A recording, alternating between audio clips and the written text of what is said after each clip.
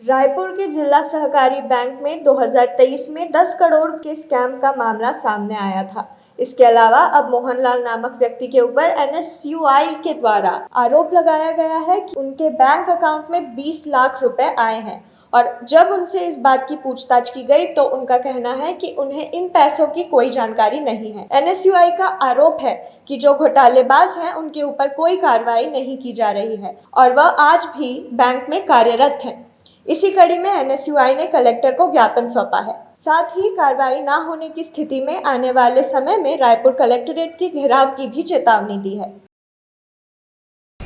देखिए, बीते वर्ष 2023 में जिला केंद्रीय सहकारी बैंक में लगभग 10 करोड़ का घोटाला देखने को मिला है। उस समय के तत्कालीन अध्यक्ष माननीय पंकज शर्मा जी ने मौधापारा थाने में भी इस मामले की शिकायत की। FIR पंजीबद्ध हुआ।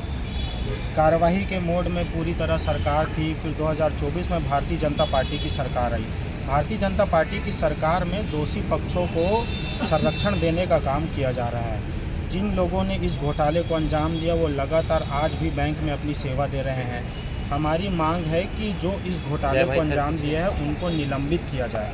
निलंबन ना करने की स्थिति में रायपुर NSUI जल्द ही रायपुर कलेक्ट्रेट का घेराव करेगी। देखिए, मोहनलाल साहू नामक एक व्यक्ति है जिनके खाते में 20 लाख रुपए ऑन अकाउंट प्राप्त हुए थे और ये जो पैसे हैं वो घोटाले के पैसे हैं, जिनकी जांच रिपोर्ट अगर आप बोलेंगे तो मैं आप लोगों को उपलब्ध भी करा दूंगा कि ये जो जनता का पैसा है, ये किसानों का पैसा जो मोहनलाल साहू जी के खाते में 20 लाख रुपए प्राप्त हुए। यही तो जांच का विषय है।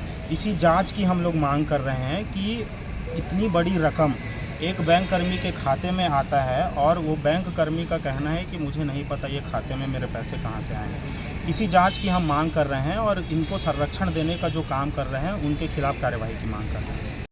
अब ये जांच का जो विषय है, ये माननीय कलेक्टर महोदय से हम यही मांग कर रहे हैं कि इनको जो संरक्षण दे रहे हैं, चाहे वो पार्टी के बड़े दिग्गज नेता हो जिनका यहाँ से लगातार कुछ अनेक काम चलते रहे होंगे, उनके खिलाफ ही हम मांग करते हैं।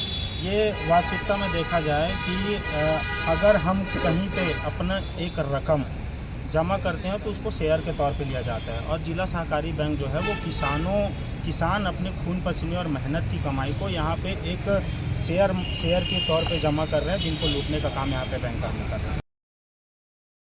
रायपुर से राघवेंद्र पांडे की रिपोर्ट।